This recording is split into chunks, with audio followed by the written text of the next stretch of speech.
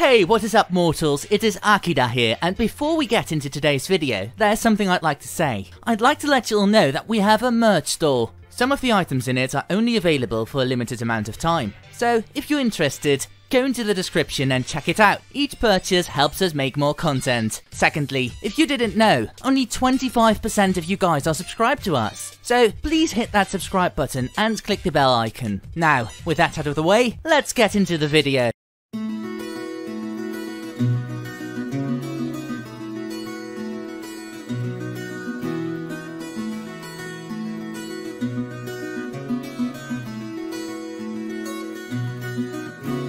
In this deep dive, we will be explaining Teigu, better known as Imperial Arms. Imperial Arms are from the anime and manga Akame ga Kill. They are unique weapons and items made by the Emperor over 500 years before the start of the anime. The reason for the first Emperor making these Imperial Arms was due to his fear that the empire he built would soon fall. Due to this fear, he hired various artisans, engineers, scientists, alchemists, and even mystics to gather rare materials to make the 48 Imperial Arms. One of the critical materials used were S-class danger beasts. The reason they were used is that the beasts were the most feared in the land and had unique traits to them. The scientists used their hides, teeth, muscles, and even blood to make these items to be able to embed special abilities into each weapon or item.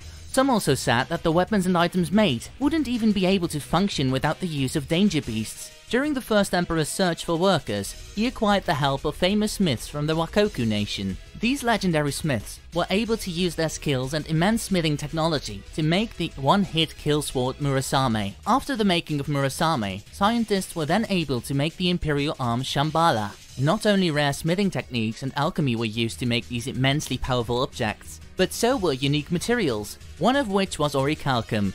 It is a rare metal that was used to make the weapon and armor type Imperial Arms. Now that we know why and how they were created, let's start talking about the Imperial Arms themselves.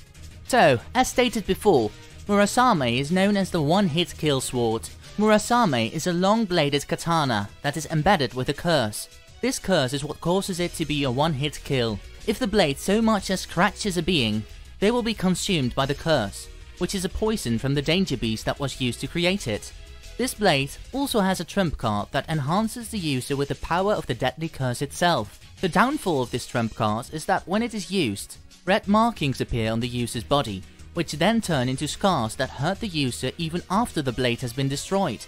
The two users we have seen and know of are Gosuke, the former leader of the Elite Seven, and Akame, who obtained Murasame by killing Gosuke.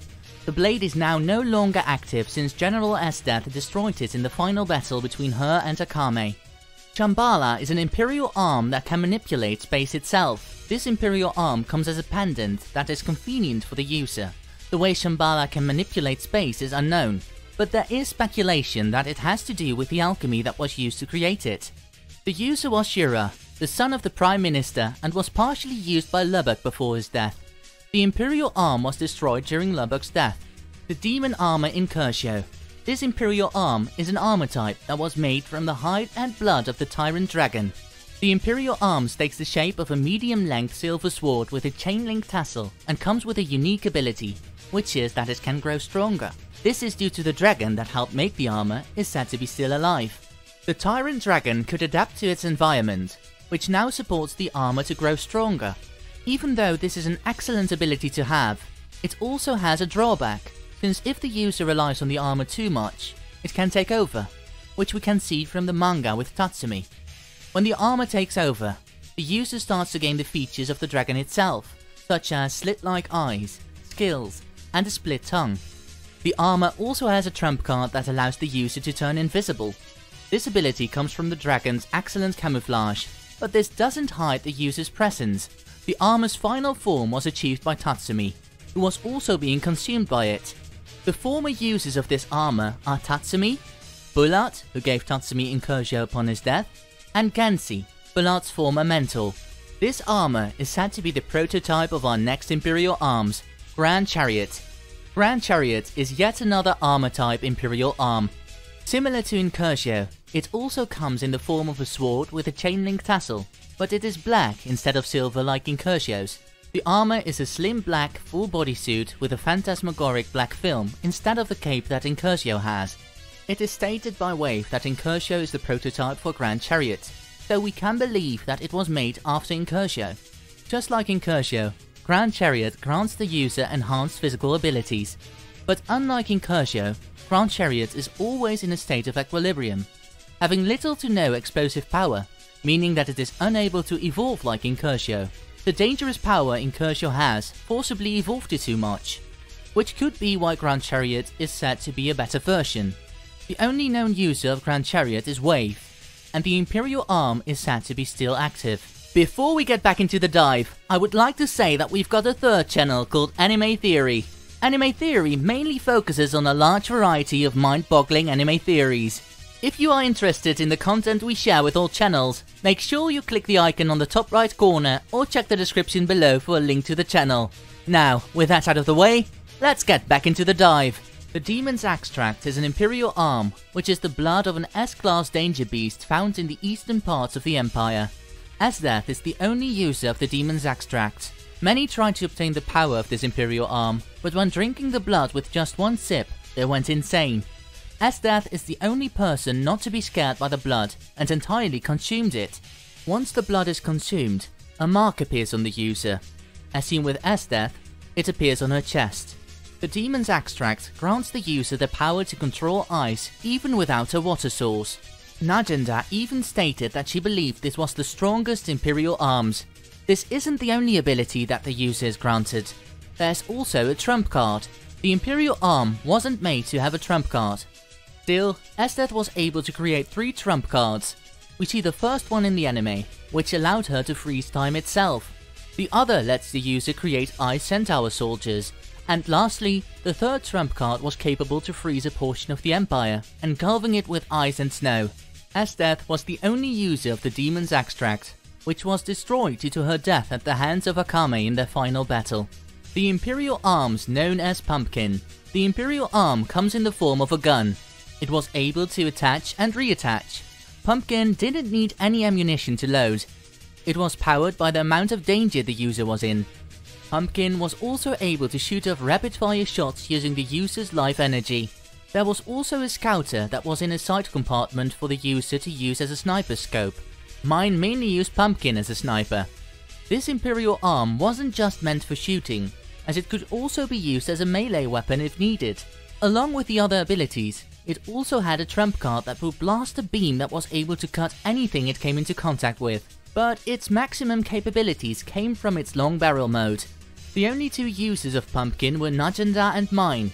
Pumpkin has since been destroyed due to the immense overheating during Mine's fight with Budo. Cutter of Creation, better known as Extase. Extase is a giant pair of scissors with a panda bear sticker on one of the handles. These giant scissors were believed to be able to cut through anything, even the unbreakable Incursio. They are also very durable, which allows the user to use it as a great defense. Extase also has a trump card that reflects light from the blades, blinding the enemy for a short time, but leaving the user perfectly fine. This trump card is excellent for distractions, for example, to get in an attack or a getaway. The first user was Shell, who lost Extase during her battle with Seryu, which left Extase getting confiscated by the Empire.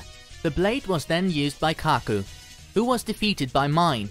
She then took back the scissors to pay homage to Shell. The scissors were also split in half during their battle. Next up is the Infinite User's Crosstail. This Imperial Arms comes in the appearance of a red glove with silver fingertips, with a metal wire-like thread coming through them. Crosstail's wire was created from an S-Class dragon danger beast that lived on the eastern side of the Empire. The reason Crosstails gets the name Infinite Uses is because this Imperial Arm relies on the user's creativity. Lubbock, the user of Crosstail, would use the wires to lay out perimeter traps, turn the strings into a spear, and wrap his body to create body armor. Crosstail also has a trump card that uses more durable parts of the danger beast to make its wire. Lubbock was the only known user of Crosstail and lost it to the Empire due to his death during his battle with Shura. The Imperial Arms of the Royal Family. The Imperial Guardian, Shikautsa. This Imperial Arm is a gigantic armor type that was passed down through the Royal Family as a last defense if the Empire was destabilized. Chikauza was made to only work by someone from the royal bloodline. This armor type was able to take many attacks from Grand Chariot and Incursio without a problem. The Emperor even said their attacks barely left a scratch on Chikauza. It was shown in the anime to be able to create a barrier that the Emperor used to stop Akame's attacks. As for the manga, it showed Chikauza to have an array of weapons, which were an energy wave from its chest plate, mortars on its shoulders, shoot explosive cores from its mouth, and homing missiles from its back and lower torso. The user was able to control the Chikauza from a cockpit inside of it. It's unknown if this Imperial arm had an original trump card, but Honest and Dorothea created a trump card for it called Purge Mode. Purge Mode causes the Imperial arms to lose its armor and show its flesh. Once in Purge Mode, Chikauza can control alchemic energy, create a singularity bomb from the chest, make small clumps in its mouth that would later become danger beasts, as well as have retractable blades on its hands. The abilities in Purge Mode also include increased resistance, augmented toughness, and had an ability called Final Armament, which allowed it to fire massive motion blasts from all of the eyes on the armor. The only users of this Imperial arm were the royal family and the Emperor himself. Chikauza was destroyed by Tatsumi when he evolved Incursio once more. Our last Imperial arms for this video is the Speed of Lightning, Susanoo. This Imperial arm is an organic type, which is a mix of a human and a Tegu in this case. Susanoo appears as a male around 25 years of age, with blue hair and bison horns on the side of his head. Susanoo has the ability of regeneration, as with all organic Tegu. The only way this Imperial arm can be destroyed is by breaking its core. In Susanoo's case, it is a red disc on his chest. He is immune to poisons and toxins, and has a mace as a weapon called the Wolf Fang Mace. Since Susanoo is a humanoid, he still has his personality from when he was a regular human, which includes his OCD, as we see when he fixes everyone's hair and is always cleaning. This Imperial arm also has a trump card called Magatama Manifestation, which means Evil Soul Manifestation. This trump card absorbs the user's life energy into its red disc to enhance its abilities. When this happens, Susanoo changes in appearance. A large black disc appears behind him, his hair whitens, and his horns turn black. He also gains a few more abilities with his trump card. One of the abilities is the manifestation of the 8-span mirror, which allows Susanoo to redirect any attack that comes his way, and he can also bring out a giant sword from the Magatama energy. This form also increases Susanoo's speed and physical strength. Even though this is a fantastic trump card, the user can only use it 3 times before dying, since it consumes the user's life energy. The only user of Susanoo was Najenda, who died due to her using the trump card and giving Susanoo more of her life energy in their fight against Esdeath. Susanoo was also destroyed in this battle due to Esdeath's trump card and her smashing his core. Thank you all for watching the video to the end. Now, there are a few more things I'd like to go over before the video ends. Firstly, I'd like to let you all know that we have a merch store. Some of the items in it are only available for a limited amount of time. So if you're interested, go into the description and check it out. Each purchase helps us make more content. Secondly, I'd like to thank our $5 and up Patreon supporters for helping to fund these videos. Lastly, on behalf of We the Celestials, I'd like to thank the writer for this video, as well as the editors for this video. Their details will be in the description below. If you're a voice actor, editor, or writer, or you're interested in becoming one of those, go to the Discord that is in the description of this video and hit up the head of one of those areas. We're always looking for members to join us. That's it from us for today's video. So thank you all for watching, and don't forget to hit that subscribe button if you're interested, and that like button if you liked the video. Until next time, peace out mortals, have an amazing day.